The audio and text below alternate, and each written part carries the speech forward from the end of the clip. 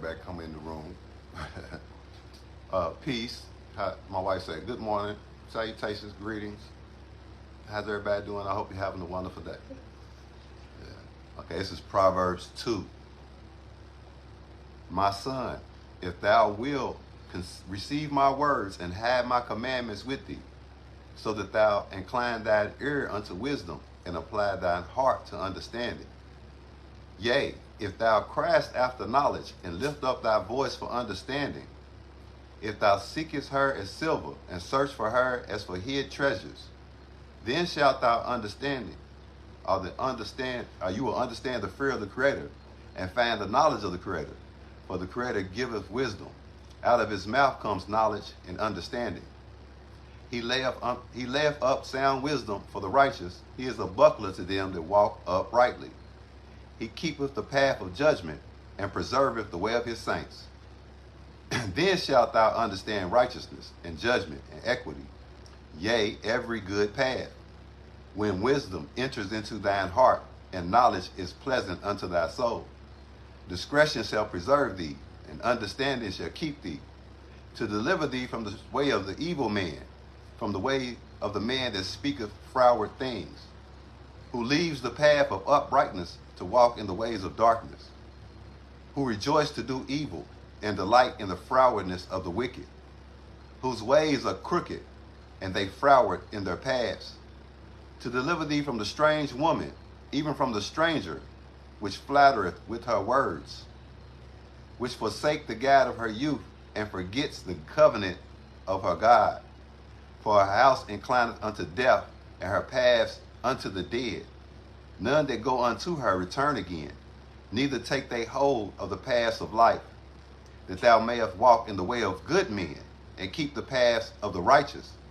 For the upright shall dwell in the land, and the perfect shall remain in it. But the wicked shall be cut off from the earth, and the transgressors shall be rooted out of it. And that's Proverbs 2.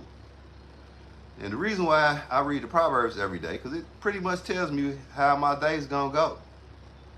So the first part of this proverb, chapter 2, it talks about wisdom. And how if you receive it, if you long for it, if you seek it as silver or search for it as hid treasures, it's going to come. And it also said that the Most High is going to deliver me from the way of the evil man. Now see, a lot of people like to think that the evil man is somebody else. But the evil man is actually yourself. So what I do when I read this word, I take a self-examination. And I make sure that I pay attention to his processes throughout the day. And trust and believe, man, I arm my wife with this. You know what I'm saying? Every morning. And sometimes she gets me first. She gives it to me first.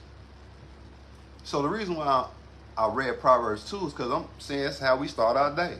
We don't start our day with confusion. The confusion comes after we read the proverb and a Psalms to go with it, because that's what the devil do. If you stand for something that's right, the devil's supposed to attack you. The devil's supposed to create confusion in your life. He's supposed to do all these things, but it doesn't matter about what the devil does. It's about what you do. So one of the hardest things to do is tell the truth and shame the devil. You did? So when I was little, you know what I'm saying? And I was growing up, I grew up in Charlotte Court, 702D Charlotte Court, to be exact. And, you know, a lot of people know my family because my family was well known. But my story started before my family because I was adopted. My story started in the womb. Now, my biological mother knew my mother, or my mama, for real. Her name was Lena Georgia Johnson. Everybody know who my mama is. And she knew my mama how? You know, Barbara Johnson. How you know my mama? Y'all work together? Because at the time you fell off that mountain in Beattyville, My mama was in 702D Charlotte Court. Been a resident of Charlotte Court since 1943. My mama. They came from Lancaster, Kentucky. But 1943 is how long my mother was in Charlotte Court. Her parents moved to Charlotte Court when they first opened it. I think my big mama missed being born in Charlotte Court. I think she was born in Lancaster for real. But my mom was born and raised in Charlotte Court. You feel me? And my mom was about that life. My mom was real. My mom was a chief. My mom technically ran the whole entire neighborhood, not just the projects, the whole neighborhood, and probably had a strong position in the city of Lexington. Probably. I'm going to keep it real. So my question is, Barbara Johnson, how you meet my mama? Because I know what my mama was doing. My mama told me at her mouth that she loan shark, that she was a loan shark, that she loaned money for interest. My mama told me that. Did you borrow money from my mom? You know what I'm saying? Like, we're going to keep it real. I know how you met my mom, and you know how you met my mama. Now, I ain't on here to talk about your mama. I'm going to keep it real. I ain't on here to talk about you, Barbara Johnson. Because you know what you did. You see what I'm saying? You came to Lexington, Kentucky. You should have took your ass to school. Found you a good white man to marry. But you didn't want to do that shit. You know what I'm saying? You wanted to hustle and get some money. You wanted to make some money. That's what you did. So when you came to Lexington to go to school or whatever you came to Lexington for, you met my mom. And my mother put you on. And y'all became friends. That's what you said. And shit, my mama said that shit too. So my mama knew you for a few years before maybe even Tanya was born, right? That's my sister. Okay. So the reason why I'm talking about this because it's relevant in the fact that my mom, you know what I'm saying, had a child in Lexington by a black man in 1971. Probably wasn't the best thing to do, but that's what she did. And some kind of way, she got pregnant by my dad less than a year. You know, me and my sister's like a year apart. Maybe 2 at the most, but a year. I've always think like 18 months, something like that. We ain't 2 years apart. And then you get with somebody else's husband that got children. And y'all run off together. So we're going to keep it real. You went from Tanya's dad to my dad to another man. Now that's a pattern. That's a pattern. That ain't me talking about you. That's the truth. That's what you did. Okay? But when you laid down with my daddy, I don't know what you was thinking about. I think that God put me, you, and my daddy together to create me. Because that's all y'all did for me. And I don't care. I'm cool with that because my mother was great to me. Lena Georgia Johnson was great to me. She made up for both of y'all and then some. So what I'm saying is I'm not blaming my mom. I'm stating facts. And whatever you did with my dad, he wanted you dead. See, did you tell that part? Why you trying to talk about my mama extorted me from you? That don't even make sense. 1972, you could have went to the police. They would have took your side. Why didn't you go to the police? But you want me to be quiet. That rhymed too, everybody. Okay, so check this out. What I ain't gonna do is be quiet. This ain't my first time ever talking about it. You know what I'm saying? I went through a whole recovery program in order to be able to understand how to voice how I feel about circumstances, which is okay. And if they're wrong, you can show me with facts. But see, I'm going to state facts. The fact is, my dad wanted to kill you. That's why you don't like to look at me. And for real, I look more like y'all than I do like my dad, but that's okay. It don't even really matter, do it? Because that's your bed you made. So when I was born, Lena Georgia Johnson, was gracious enough to receive me from you. You already had one biracial child. You could have kept another one, because what's the difference? What's the difference? If you was going to struggle with one biracial child, what's the difference than struggling with two? You could have did that. That would have been no problem. Plus, you had a whole man you done took from another woman. I know this family. See, I'm from West End. So the family of the man that you ran away with, by the grace of God, they never did nothing to me. They could have. We grew up in West End. They never did nothing to me. Never beat me up. Because they much older than me. They never beat me up, talk bad on me, talk down on me. None of that. My own sister did that. My adopted sister. Y'all didn't have to do that. And thank you, Johnson family, for not doing that. And thank you, Miss Johnson, for never treating me disrespectfully. You know, Mrs. Johnson actually showed me more love than you did, Barbara. You know what I'm saying? That's crazy. Now I think back on it. Their mother, that you took their husband, their mother showed me more love in the time I know her than you ever have. So I ain't no victim. I had to grow up like, while you ran off with their daddy, I had to grow up with them. Thanks. You know what I'm saying? And you took Tanya with you, so she was cool too, right? Thanks. But then years later, I heard about how she longed for her real brother because of her relationship with the people y'all left me to grow up with. That's hilarious. Okay, so the next move is this. My mama could never extort me from you. You gave me to her. She probably gave you some bread. If you want to now tell the real story. My mama didn't extort you. She probably gave you some money. But I don't think she told you to leave with Mrs. Johnson's husband. I don't think Mom. Tell that part of the story. And to this day, I'm still family with Joe Oliver's children.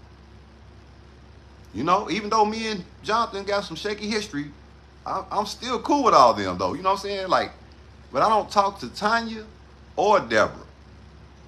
And that's my big sister, Deborah. You dig? The one who told me my first memory of her ain't her protecting me, because I got many memories of you protecting me, Deborah Ann. You did. You looked out. When people was looking, you looked out. But when people wasn't looking, oh, you looked down on me. I'm 11 years younger than you. You know what I'm saying?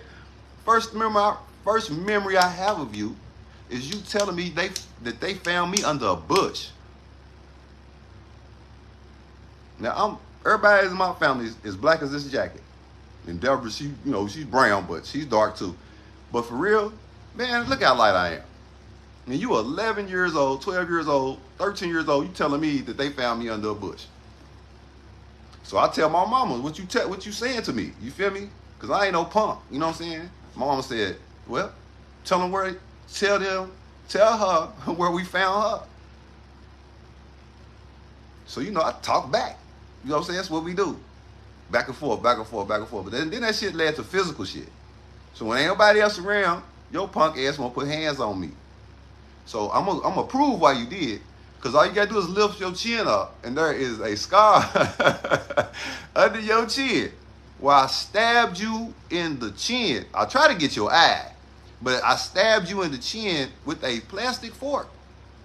Remember that? Yeah, I do. Why the hell would somebody 7, 8 years old stab you in the chin with a plastic fork and his family not go get him some help? Something's wrong with this little motherfucker. Yeah, because my mama and my daddy was probably doing drugs and all kind of other shit when they made me. You definitely made me out of sin. That's for sure. They had the nerve to say the woman that received all these problems, all your generational curses, the woman that took that in, you had the nerve to say that she forced you to legally let them adopt me. That don't even make sense. So So she put a gun to your head, and trust me, my mama had many guns. She put a gun to your head and made you sign that? Man, miss me with that. Because if that's the case, you could have came back way before Joe Oliver jumped out them bushes when I was 11 or 12 years old. See, by that time, my big mama died. See, this is what people don't understand about me. I'm not going to tell you every motherfucking thing, because everything ain't to be told. You know what I'm saying? Because some of you motherfuckers are snakes. But I ain't just from Lexington. You know what I'm saying? My family's like huge. My family, like my daddy side of his family, we huge. We all over this motherfucker, south to Chicago, you know, so you can get the drift. And my biological daddy was the motherfucking man. You know what I'm saying? We're going to keep it real. My daddy Beef was the man. Like, my daddy was the motherfucker that supplied everybody. Motherfuckers don't come to Lexington because Lexington's a good piece of pussy to get fucked. Motherfuckers come to Lexington because we was real motherfucking men in the 70s. See, Frankie Lee Hall, you would have never came to Lexington in the 70s to 82. You'd got your ass killed and put in the dumpster. When I was 4 years old, that's what I did. I found the motherfucker with his head half blown off in a dumpster. I go back to tell my uncle, he hit me in my motherfucking chest. Knocked the whole fucking wind out of me. I'm 4. Not only do I have to deal with a crazy ass sister who's 11 years older than me, but I got to deal with a family that's about that life. And here I am looking white in an all black neighborhood. The only white people I know is the milkman, the postman, and the police. And they gave all 3 of them hell. So guess who was next? Me. Until I said, fuck that. You understand? My black fist, both of these, is black as yours. And my sister taught me how to fight. It's fucked up. My abuser taught me how to fight. Fought with me. We was some fight motherfuckers, trust me. And so they ain't call me white boy no more. They call me by my name. And my name is Timothy, and that means honoring God. So that's what I'm doing right now. I'm not pointing the finger at none of y'all. I'm telling my story. So here we go. Not only do I got to face those odds, but I got to deal with, I'm raising the projects. So it's not as bad as what everybody say, but the bad part is bad. That's how we're going to do that. We're not going to play like, I think Natalia sent you something about that professorship. Okay, so look. I'm not in the best of situations where I'm growing up, but it's good shit though, because I would never trade it, because Charlotte Court West End was the best thing like I ever experienced. But it was my own home. Like my mama, my big mama, my auntie, they love me. It's no question. You know what I'm saying? But my family was like, you know what I'm saying, knee deep. You feel me? Knee deep. Then I'm talking about knee deep. And we wasn't fronting on people. We took care of the whole motherfucking neighborhood. Anybody know me and know my people know I ain't lying.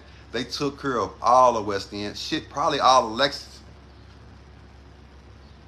The only people fronting in my family was my uncle and them. That's why they all went to prison.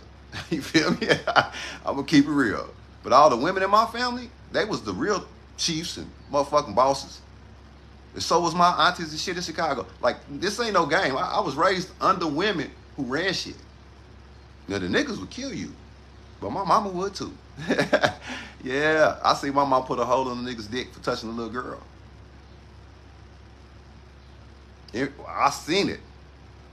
I also seen my sister get jumped, and my mama took a motherfucking shotgun with me. The shotgun's bigger than her, because my mom's 5'2", about 200 pounds. So it's just kind of odd.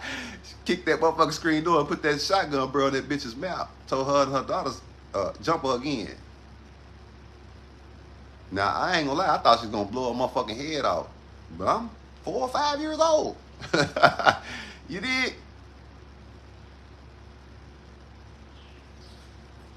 You know what I'm saying? My story's deep. So the reason why I'm telling you this is that I'm like 7, 8 years old. My big mama takes sick. You know, this woman's the most important woman in my life. You know, my wife gets on me. She says, Miss Lena, it should be more important than your big mama. I don't say that. Well, don't. I'm talking. I'm talking. I know, baby. You can correct me. My videos too. I love you, baby. I don't say that. You can allow me to express myself first. I am, babe. No, But you're not. you just said something that I don't think that, really. I just think that, you know, you can't equally praise them. You know what I'm saying? They both been. That's all I'm saying. Well, So well, I'm not saying that. So well. I Anyway, apologize if I anyway. made you feel that way. Can you stop talking? Yes, I can. Anyway, my mama, Lena Johnson, Georgia Johnson, her older sister was her mama. So when Big Mama died, my mama went into a 6-month depression. So who was important? If my mama seen my Big Mama the same way I did, who was important? My Big Mama. And my Big Mama took care of the whole city. Lexington, Charlotte Court for sure. And everybody know it. Her name was Mary Willie Blythe. Miss Mary Willie. And her best friend's name was Miss Alice Clay. I seen Miss Alice Clay shoot somebody. You feel me? What I'm trying to tell you is, I wasn't raised around no weak shit. Charlotte Court was about that life. Wouldn't have been no sorrow. Wouldn't have been no Frankies. Wouldn't have been no little Q's. Wouldn't have been no rat-ass niggas out West End when I was growing up, because it was real-ass niggas out West End when I was growing up. Very few niggas from East End could come out West End. I can start naming them, because I was right there. While you hoe ass niggas think y'all know about me, y'all don't know a motherfucking thing. Y'all know is the kind, Black Jesus. Man, I was trying to live righteously. But y'all don't know about me for real. So when I was 8 years old, my Big Mama was sick. My sister decides that, you know, messing with my head ain't enough. Putting her hands on me ain't enough. She wants to steal my innocence. And I went along with the shit because I was so tired of her fucking with me, I thought it was love. Until it was over. And I felt dirty. And I told my mama everything. Lena Johnson, we ain't had no secrets. I told her everything because she told me, boy, the way we live, you can't have no secrets with me. You got to tell me everything. And I told my mama everything. But when I stayed up for the rest of that night, feeling dirty, and got up and seen my mama and didn't tell her, and my Big Mama sick, you know what I'm saying? And then you bounce. You go off to the Job Corps. You leave me there. By myself. Fucked up. You get your mission accomplished. And I gotta take care of Pepper too. See, that's the whole part.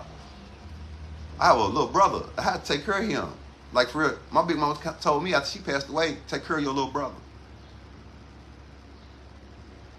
So what do you think she told me when he was 3 or 4 years old? I tried to push him down the steps in the projects because I was jealous that I thought he was gonna get my love, and I think that's what happened to you. You was jealous that you thought I was gonna take your love. But here's the thing: I ain't never not loved you, even though you did me dirty like that. I ain't never not loved you. I raised your son, your same son who talks to me like I ain't shit. I raised him. Everybody in Lexington know. He might not know. He might be too young or stupid. But everybody in Lexington knows that I raised him, because you came running back from Atlanta, the whole ass baby daddy. You know what I'm saying? This nigga don't take care of him. You remember when you called me? I was in church. You feel me? And I was going to come out there and handle you, Paul case. You remember that shit? Nigga, I wasn't number 15, 16 years old. Your ass was dead. Sure as I'm sitting here, boy, because I already put in work too many times. I'm walking from church, nigga, in hard church shoes. Nigga, my daddy pulls up beside me. Henry Johnson. That's my father. Lynn Brown is my daddy. Henry Johnson is my father. My daddy's name was Lynn Brown. Beef. They called him Beef, nigga. And don't play like y'all don't know him. But Henry Johnson raised me. Pulled up on the side. Stopped me from going out there. You feel me? I was mad at motherfucker my daddy. I thought my daddy was on some coward shit. Nigga, you fought in Vietnam. You gonna kill people. Fuck's wrong with you? Nigga, we gonna kill this nigga. And motherfucker get rid of his ass. You know, because I got a twisted, you know, she took care of me when I was young. She fought for me. I got a twisted type of fucking relationship with my sister, man. That shit only happened one time. I'm gonna keep it real. That shit only happened one time. But it only takes one. You just wanted to fuck my head up. And I don't think you hate me, but I think you wanted me to make me feel the way you felt. So let me tell you what happened when you ran off the Job Corps and left me to have to watch my Big Mama die. No, I didn't get to do that because I was sick. Because they took me over to my mama's house, you know what I'm saying, the night that she passed. Where was you? And then my mama's dad, then my big mama died. You know what I'm saying? My mama's out of her mind. You know what I'm saying? Where are you at? Where was you? Where was you when I had to take care of Pepper? You know what I'm saying? Where was you at? See, what we ain't gonna do is play. Now, I was gonna clip your ass for real, but God spared you. Because the authorities felt like, you know, because Pepper was too young to actually remember shit, your ass was clipped. Because you want to keep denying that shit. But I'm gonna have you take a lie detector test too. And I gotta take one now because of you. Because you still doing evil shit. You know, my oldest 2 daughters, I love them more than anything in life. I hope you're doing right by them. I swear for God, I hope you're doing right by them, because that's what I did for your son. I did right by him.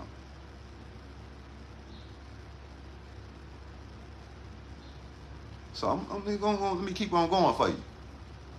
So I'm 11 years old. My big mama died. You know, my birthday's February 19th. Shit, by that summer, I'm 12 years old, but I ain't no longer the same.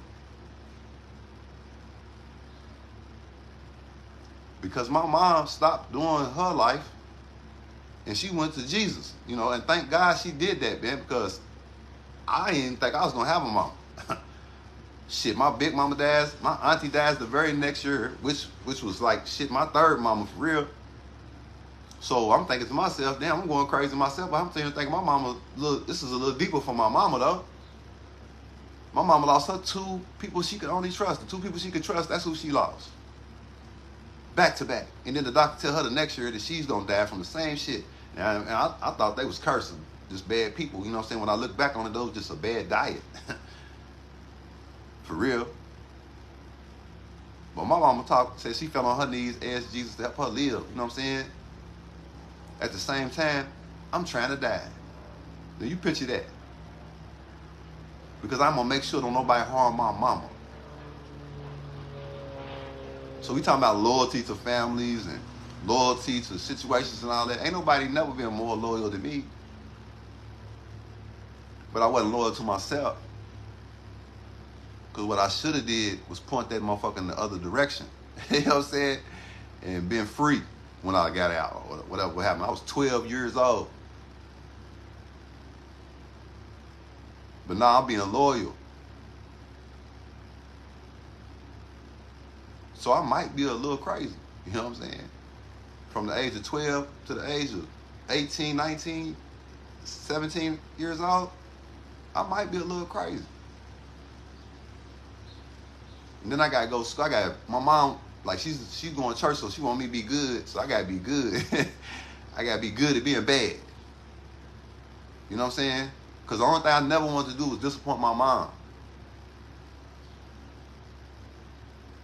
But when my big mama died, and my mom, you know, my auntie died the next year, my mom kind of was, you know what I'm saying? Yeah. You know, a lot of you people that was talking bad about my family, man, you know what I'm saying? Like, y'all was all in my family's face, man. Benefiting from them. You know how many people stayed in my big mama Mer Willie's house when I was growing up in Charlotte Court, 702D? You know how many families live with us? So whatever money we was getting, we was taking care of families with it. You know, people who was getting beat up by their baby daddies and husbands and all types of stuff. Man, I know half of Lexington, y'all, I done slept in beds and on the floor with half of y'all. And y'all know that's the truth. Y'all know what my family was made of. It's not no mystery about my family, so I'm not going to keep telling you. This is my story, though. See, so however you want to interpret it, it's up to you.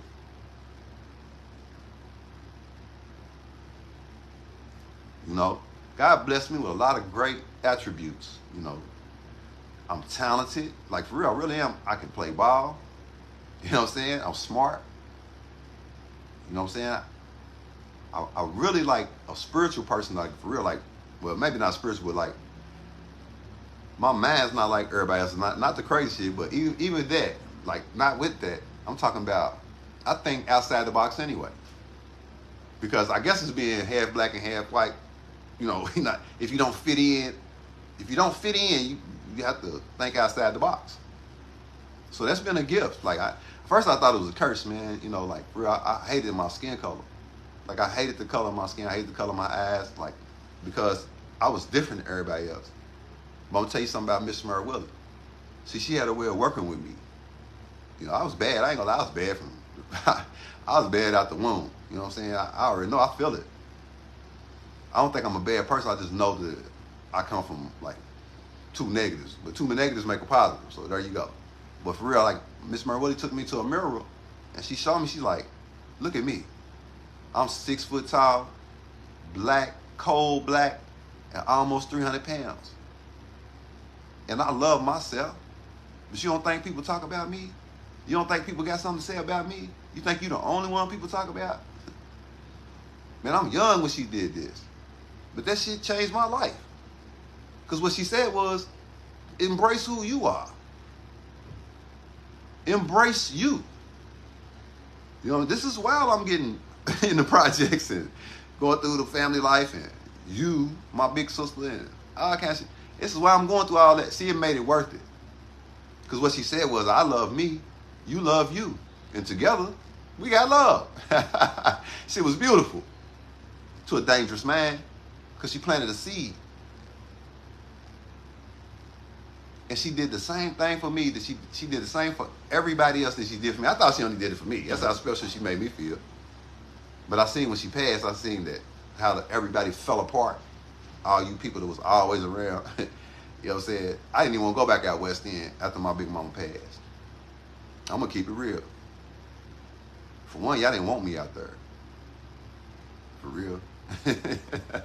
Y'all did not want me out there, boy. Y'all wouldn't have got no money.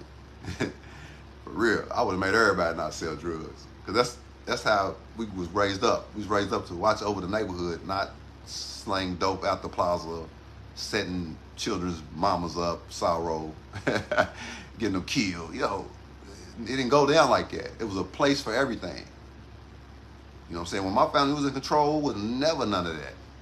Little children, we ran the neighborhood free all night long. All night long. But when my big mama died, everything changed at West End. That was about right 1982, everybody know it. 1983, everybody know it. It didn't take long for our whole hood was turned out. That's why I ain't come back at West End. Pepper was out there all the time. I ain't go back out there. I couldn't take it. I went to prison. So I made my own way in life. I made my own places to do things. I did my own thing. When my mom was going to church, she told me to come to church with her. I couldn't do it. You know what I'm saying? She had me in church, don't get me wrong, but I couldn't do church. I'm in church shooting dice on the back row, trying to holler at females, you know, just because I don't want to be there. Like, I done made a decision in my life where church is the last place I want to be. So, like, you know, from 13 to 17, from 12 to 17 years old, man, it's like, and in Lexington, it's like a lot of people was playing like I had got into silly skirmishes and shit. Like when my big mama died, I moved from West End to East End. You know, I fought them niggas my whole life growing up. So I had to go to school with these niggas. Like I'm the only West End nigga in there though. See, we're gonna keep it real. We're gonna state facts. I'm the only nigga from West End in there. And my mama's speech before I go to school is, I don't know what's going on with you, but whatever you do, please don't go over and get no fight. Please go get your education. Please stay in school. You know what I'm saying? My big mamas did, my aunties did, and my mama's just now came out of this craziness, and she's with Christ, and she's asking me the one thing, and I'm telling you, my heart, I don't want to disappoint her, is don't get no fight. You know how many fights I got in Lexington Junior? Man, this shit's crazy. I didn't do a shit to go against my mama. I had to fucking fight, man. I'm with niggas I used to whoop. All the time, daddy over, you know what I'm saying? Shit's crazy. All I wanted to do was go to school, man. Trust me. I could have easily killed one of y'all. Like, for real, like, I could have easily killed one. Man, thank God for Tracy Carey and Ray Franklin. You know what I'm saying? That's my niggas, man. Because, like, we had a conversation outside Coolerman, and both of them know me. They know I'm telling the truth. And we was talking about how it was growing up out East and West. You know what I'm saying? The deepest part of it is that we became real close, man. Like, so where it was an east-west thing, it never really was like it. We Lexington, man. We Lexington. You know what I'm saying? Because it ain't too many of us there. You know, if you do the math, man, it's like we 12% of the population. So that's 50,000. Half of them's women. Half of those men are young men. Half of those men are gay. Another half of them are locked up. It ain't too many of us, bro. It's not too many of us, man. So we kind of like stuck together like citywide, for real, if y'all really want to tell the truth. But when I was growing up, it was definitely separated. Because it was men all over the city. Specifically in West End. You see what I'm saying? Because see, my uncles now was mob type. Bro, Sid, Lil Lanny, his brother. You did? I'm saying I grew up around hitters, for real. Like niggas from other cities come down there to do business and get the fuck out of Douglas Park. You didn't stay. You wasn't welcome to stay. You come get your work and get the fuck out of here. That's how I grew up. You see what I'm saying? Like real hitters, man. So when motherfuckers tell me about, like, think about me in certain ways, I'll be grateful. Because you don't know me for real. You have no idea. So, you know, it's important that the truth be on the table. And like I told all my children what happened to me. When they could understand English, you know what I'm saying? I told them about what happened to me because I didn't never want that to happen to them. You know, I might not have made the best life choices, you know what I'm saying? But I didn't even really understand generational curses like that, but I didn't want what happened to me to happen to my children. So, yeah, my oldest daughter got touched by an 8-year-old. They was 8 years old. Both of them was 8 years old, 2 girls. Now, the odds are, I was there when this shit happened. You know what I'm saying? Upstairs, playing cards or celebrating instead of being with my children. Like, that's where my heart was. But my heart was also wanting to be with my ex-wife. So to keep her, I'm upstairs.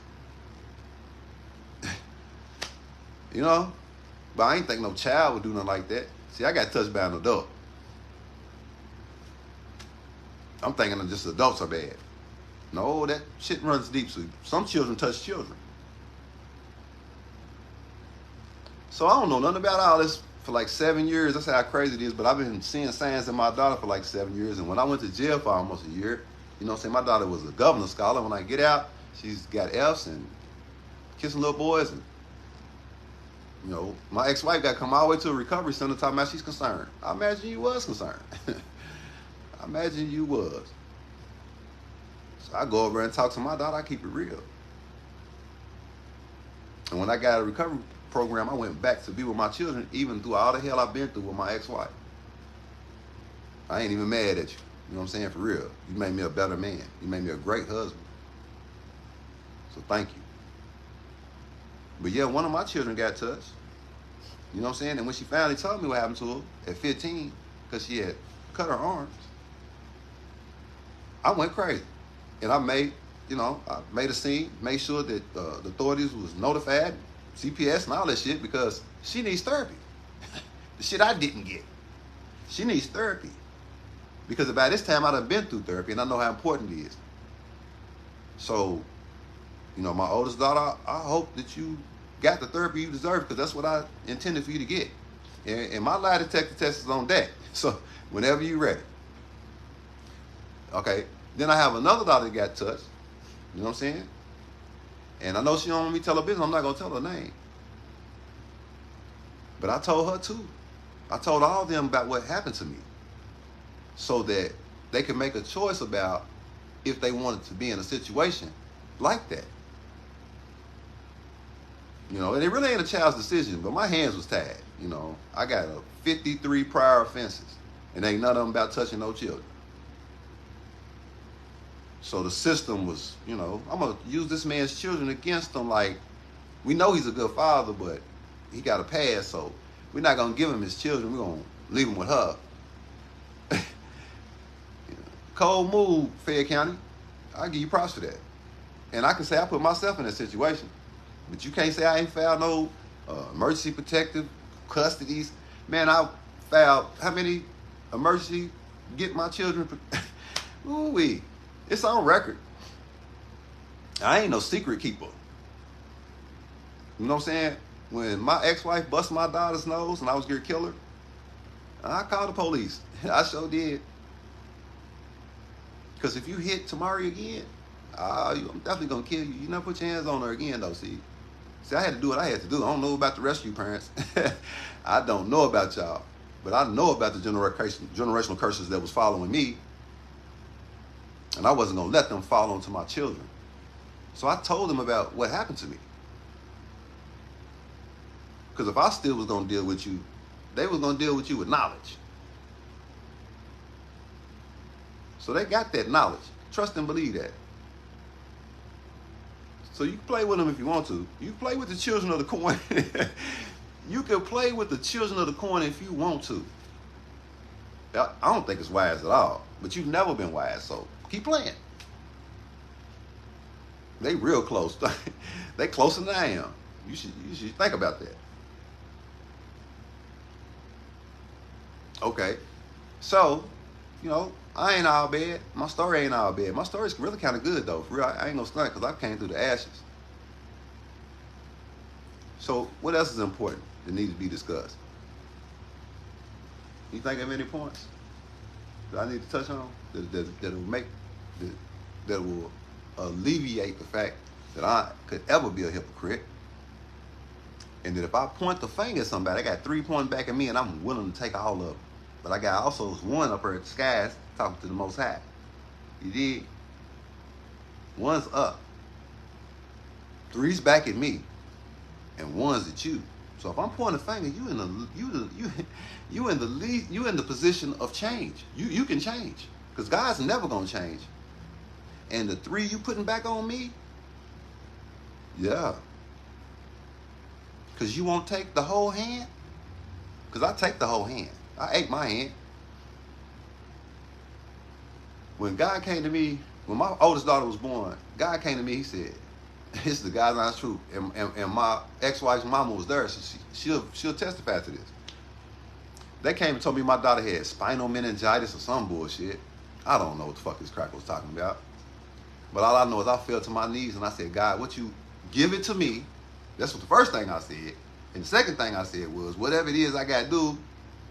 And God told me, people said, my psychiatrist said that it was probably me saying it, but God said, don't you never take another life.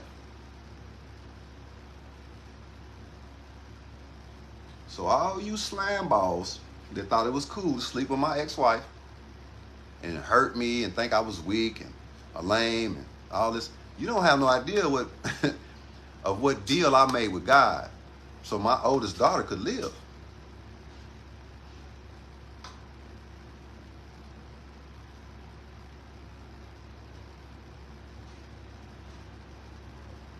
And God, I don't know if God put the time limit on it, but I think I did. I don't know who did, but it was 15 years. All those 15 years is up. She's 25, gonna be 26. Yeah. Now you ask the family of that white man that put his penis in her face when they came into the crib out on Buckhorn, if my daughter ever got worried about him doing that shit again. Because he was a cop. That's what he thought. He said he was a cop. Turned out he wasn't. With the rest of the police that was there, I got all your badge numbers on video. So trust and believe. If I'm not scared of them, I'm not scared of any of y'all.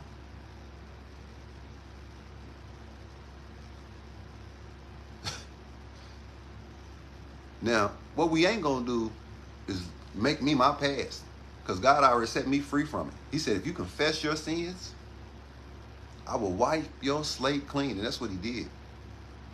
So I had to walk the city of Lexington, half crazy, that's what everybody's thinking, but I wasn't selling no drugs. I wasn't having sex with nobody else's wife or woman, or none of that. I wasn't doing any of those things. And whatever you thought I was doing, that's between you and your God. What I was actually doing was paying back what I owed. And that was time. So if I didn't have no money to give, I gave my children my time.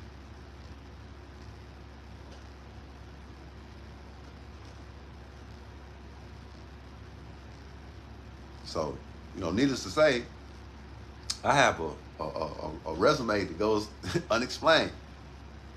I've worked for IBM. I've met Bill Gates. I damn near played professional baseball. You know what I'm saying? I almost, don't keep it real. I almost got in the game. I've been up many times. I've helped many people come up. So if you want to check my resume on whose lives, I'm not nobody's mentor, because mentor is a gay Greek terminology. A mentor means somebody like a man who trains a young boy up, and that don't even sound right. So for real, according to Greek history, mentors, they had sex with the mentee. Yeah, do your history. Well, y'all think y'all dealing with somebody crazy. I'm very intelligent, trust me. So, but the people that came up underneath me, either in the game, when I got out the game, in the many community activist programs that I was involved in, I have a plethora of young men whose lives been changed. When I worked for drug court, with the HEAT program, with the most worst case scenarios, I had just got out of drug court myself. Peep game. I had just got out of drug court. Judge Goodwine and two men from two different parts of the country who got this major programs rolling right now called HEAT jumped the program off in Lexington, Kentucky, and guess who they got to be the peer mentor for the young men? Oh, Timothy Lamont Johnson. Now that program's nationwide now because the pilot program is essential. that program's worldwide, nationwide now with huge results. Yeah, and I was at the inception of that. I wonder why. Hell, I was at the inception of Microsoft. A lot of y'all don't know that. I wonder why. So I ain't got to get on here and brag. My life has been fantastic. I got 12 children. Like, that ain't been easy, but I got 12 children. Like, I'm not going nowhere. I'll forever be here. And my grandchildren are starting to multiply, so I'll forever be here. Like, I'm not going to leave nowhere. And my legacy is that I stood for y'all. Risked my freedom, risked my life, gave my life for every one of you except for Timothy. And Timothy Wayne Shelby, if you see this video, your dad loves you. Man, I met you in jail. I didn't even know you was alive, bro. So I meant what I said to you. It ain't just one way. It's not a one-way street, bro. You was alive for all that time. I'm not going to hold it against you, just like you shouldn't hold it against me. But if we say we're going to get together after I get out, then, bro, you need to find me. I can't find you. I've been looking for you. I can't find you, so you need to find me. And how easy is it? So somebody get the word to my son, Timothy Wayne Shelby, that his dad's looking for him. Please, I got an older sister, please get up with my son, tell him I want to talk to him. And the rest of my children, you know what I'm saying? They know I love them. It's not a game. I love my family. You know what I'm saying? Like, for real, I love my children. So if I didn't have love in my heart, now, I don't have to prove anything. I just had two more. God knows my heart. That's what my wife say. God knows her heart. God knows my heart. He sure blessed me with a wife and two new children.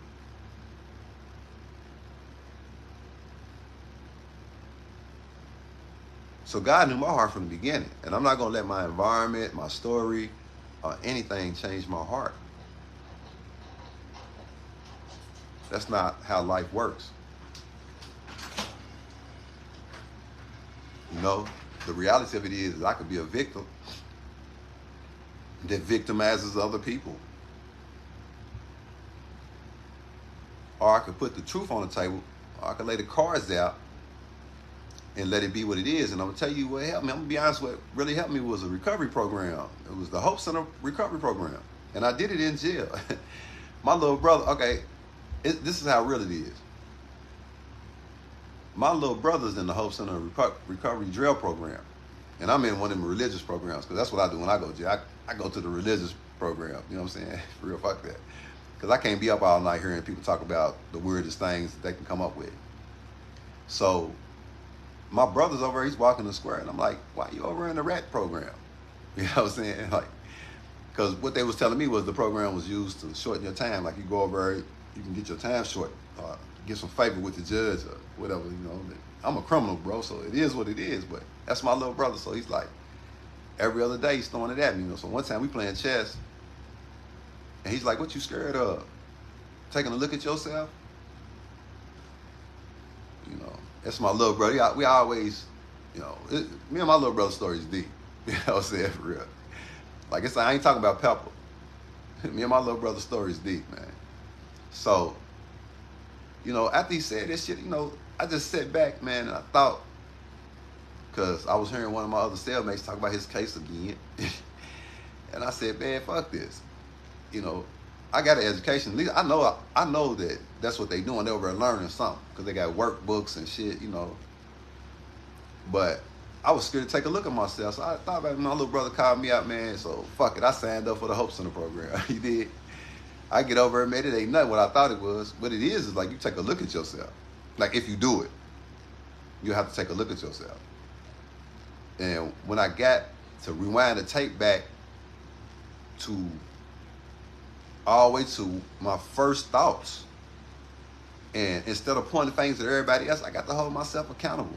I got to see my part in that. Like I should have told my mama what you did. You know what I'm saying? She shot you and me. Or she looked at me like I was dirty. If the whole neighborhood looked at me like I was dirty, it would have been way better than doing all the shit I've done. By far. Now I'm telling my children and the next generation and everybody else, don't keep no secrets. When something happened to you, speak up. You ain't dirty because you spoke up. You dirty because you keep it quiet. You become dirty because you keep a secret. You become dirty because you lied. If you lie, you'll steal, and if you steal, you'll kill. That's just what it is. So it ain't no in between. So when I look at my mom, life, Lena Georgia Johnson's life, then I can't be mad at Barbara Johnson. Because recovery taught me that if I take a look at the root cause of everything, then the fruit I don't have to eat. I can take the whole root out. Now I can honestly say I'm thankful that Barbara Johnson put me on this planet, but I can honestly say that she's not talking to me right now. She's not talking to me because I broke a generational curse in her family, which is my family too. You know, something happened to you, you wanted to keep that a secret. So you mess up everybody else's life. You know, this thing, you fell off a hill because something happened to you. You fell off a hill. You come to Lexington and you disrupt Tanya's daddy's life, my daddy's life, and a whole family that I had to grow up with's life in Charlotte Court because you keep the secrets. So that's the one thing you passed on to me. Because when it came time for me to really keep it real with my mom, man, I didn't. I kept a secret until my mom was going to die. And then I told my mom with my sister standing there, you did. You know, and we gonna keep it real. I didn't have to hurt my sister because when my sister came back from Job Corps, when I was 12 years old, and was on some foolishness, you know what I'm saying? And all the shit I had been through, and trust me, I wasn't the same little Tim. Like I wasn't to be messed with as Timothy. Like I wasn't to be messed with as Timothy. But for real, after my summer of my 12-year-old year, and you come back, you think you was scared. you thought you was scared. Intimidate me or something. Oh man, you was tripping. I took you and threw you through a whole wood table. And if it wasn't for Pepper, I would have choked you to death. Yeah, my nephew said, "Oh, you such a man. You talking about you." I was 12, fool. Your mama was 23. Nigga, your mama could whoop you. Boy, your mama can fight. Fuck you talking about, little boy. Hell yeah. After she damn near blinded me, man, she took her nails and damn near blinded me. All because I told her, fuck her. You ain't telling me what to do no more. You did? She damn near blinded me, Jamar.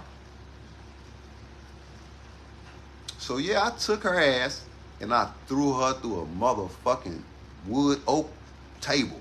Boom! Broke that motherfucking table. Broke that motherfucking table. Was choking her ass to death.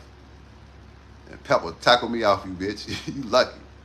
I ain't gonna lie, because I don't even really remember. Yeah, I snapped. I don't even remember.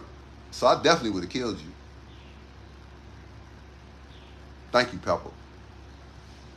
You might not have been old enough to remember what she did, but you was damn sure there for me that day, because I would have got locked up. It would have been easy for me to kill you. I've already done it. But you shut your ass up after that day, didn't you? You shut the fuck up after that day. And I called my mom. I'm like, Mama, one of us got to go. Me or her, which one? She said, take your ass to school. I said, Mama, my whole fucking face is raked up. I can't go to school looking like this. She said, bye. Went back to work, nigga. You feel me? At this time, my mom was going to church. So, you know, my mama snapped out of her crazy spell. She was going to church. So, you know, I felt like that was good enough, but damn, I didn't want you there. And you left shortly after that. But then you come back with a whole baby. And I'm 17 years old. I'm one of the best baseball players in the city, hands down.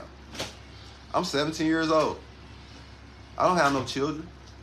Shit, most of my friends got children. I don't got no children. You come back with Jamar to my mama's house and my daddy's house, you know, and we all family. And I, you know, for the life of me, I just can't understand why my mom didn't just tell you couldn't never just come back, because me and you ain't healthy. But she's not like that. She didn't turn her back on you or you, Jamar. So I had to raise your little ass every night at 3 o'clock in the morning. Your mama decides she gonna take a night. Your mama got a whole family to help her. She gonna take the third shift. Both my parents work. Fuck, that falls on me to take care of him. But I play baseball. I'm doing shit. I'm doing shit. You feel me? Well, your life's on hold.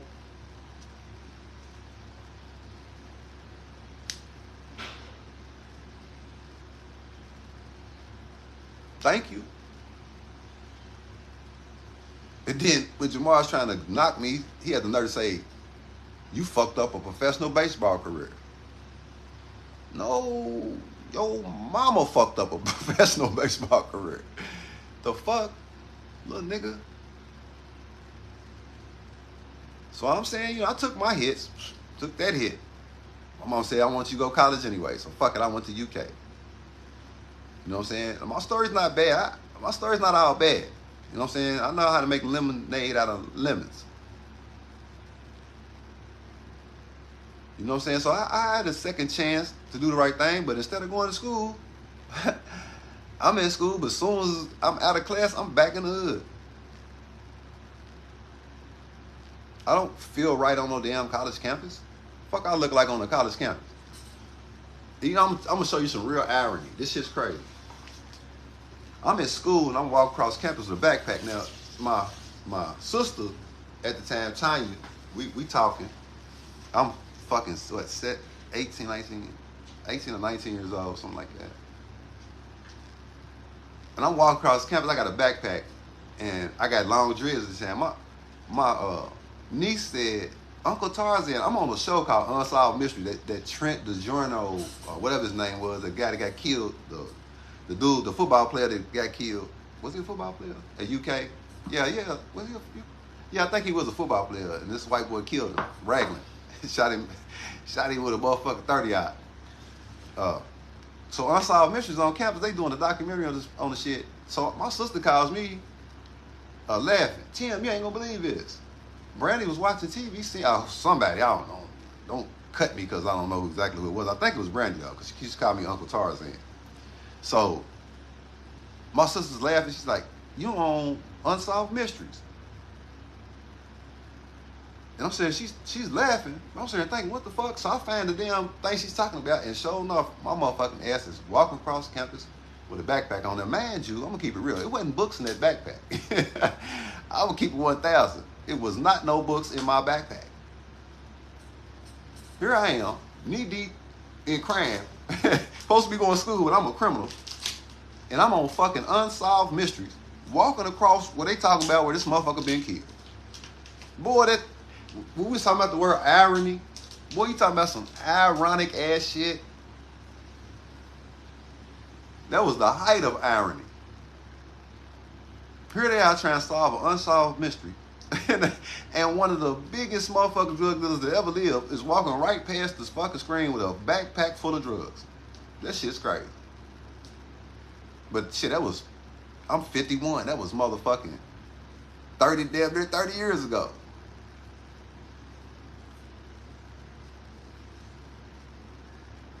You know what I'm saying? So what I'm saying is, like, you know,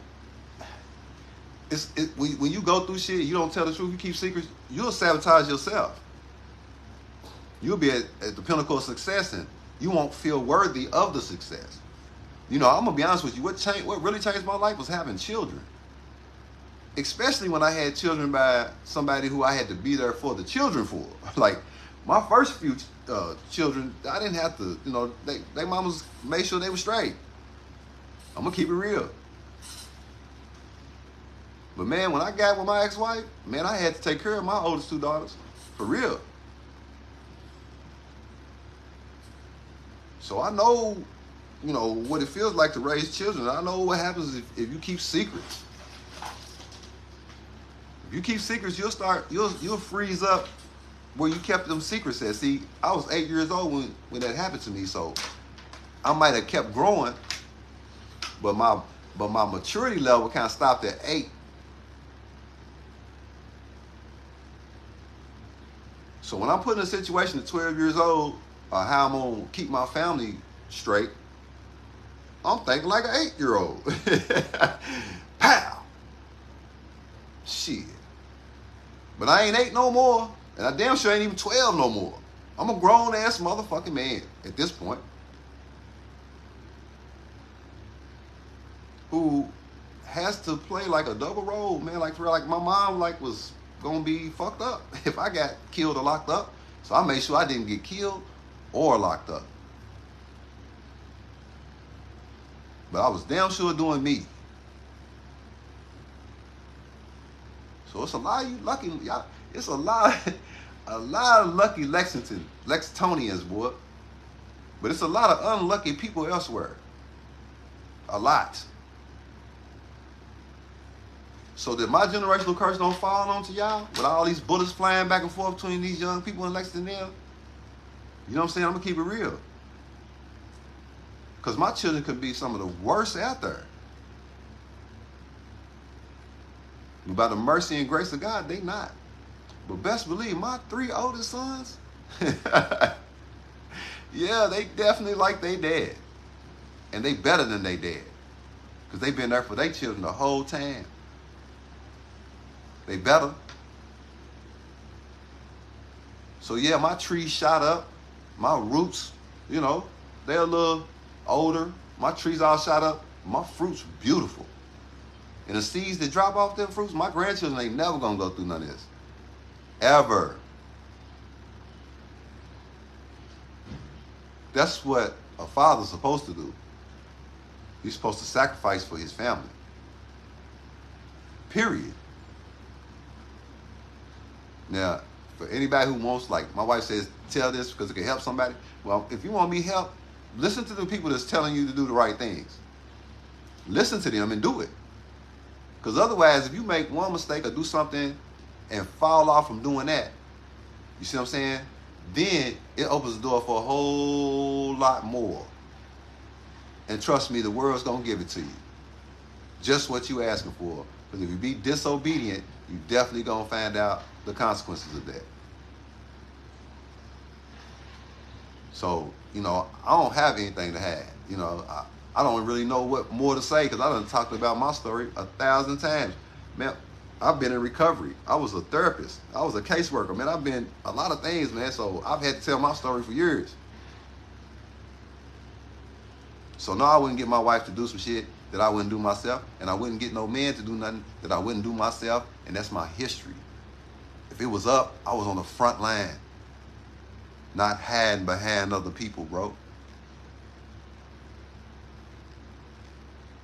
When my family was on the line, you feel me? I stepped up to the plate. Now, I ain't do the right thing, but I stepped up to the plate.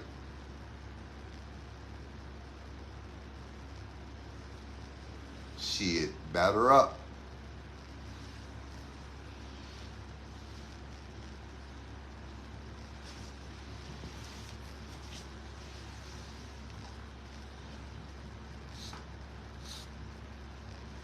Camille said, good morning. Camille, you a trip. You know, I can see, says, Camille is watching. You know what I'm saying? Like, I love you, sis. Good morning to you, too. Samira said, greetings. You know I love her. She get on my nerves, though. For real, I swear, for God. Woo-wee. I swear, for God. Can I say something? No, you take over. I don't want to. No, come on. No, because you look good in that blue shirt.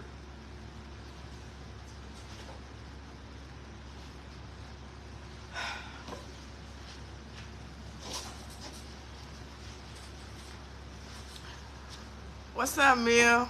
Greetings. Greetings. Gnarly crazy. Greetings. No, I just wanted to say, yesterday I said, or last night I said to my dad, that I want him to fall in the same pit as me, or, you know, I want him to feel the way that I felt. I don't feel that way because, I don't wish bad on anybody. Like, that's just how I am. I don't wish bad on anybody. But what I do want to happen is, you know, I just want the Creator's will to be done. You know? So, I ain't nobody's judge, and I ain't trying to be. I don't meddle in people's business. I stay in my own lane.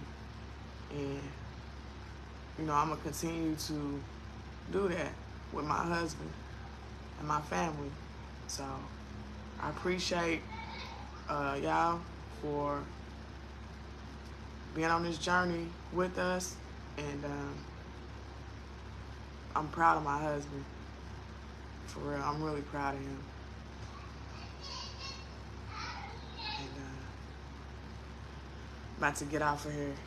I'm saying, we got children to take care of. So, all my peoples, I love y'all. Thank y'all. I appreciate y'all. And remember, optimal health as well.